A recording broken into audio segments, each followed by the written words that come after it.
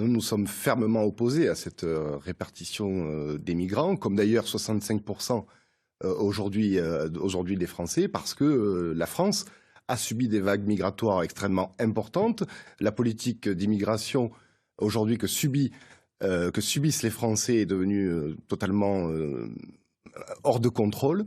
Et donc il faut envoyer à ces mafias de passeurs, à ces ONG qui sont les complices aussi de ces mafias de passeurs, un message très clair.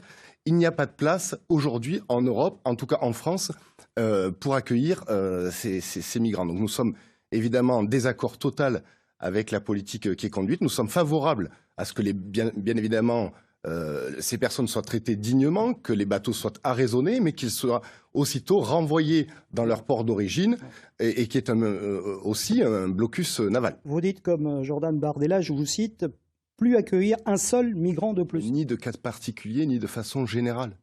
La situation de clandestinité en France est un scandale.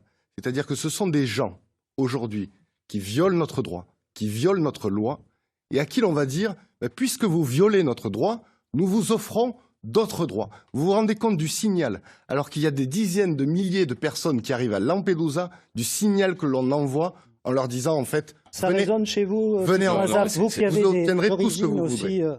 Mais la question, excusez-moi, mais la question des métiers en tension n'a jamais été résolue par l'immigration. Ça fait 30 ans que l'on entend ça. En 2022, il y a 460 000 immigrés extra-européens légaux qui sont rentrés en France, 1,6 million en 5 ans sous Emmanuel Macron. Ça devrait vous parler parce que c'est la population de Montpellier Métropole qui rentre chaque année sur le territoire. Est-ce que vous avez eu l'impression, le sentiment que cela a fait baisser le niveau de tension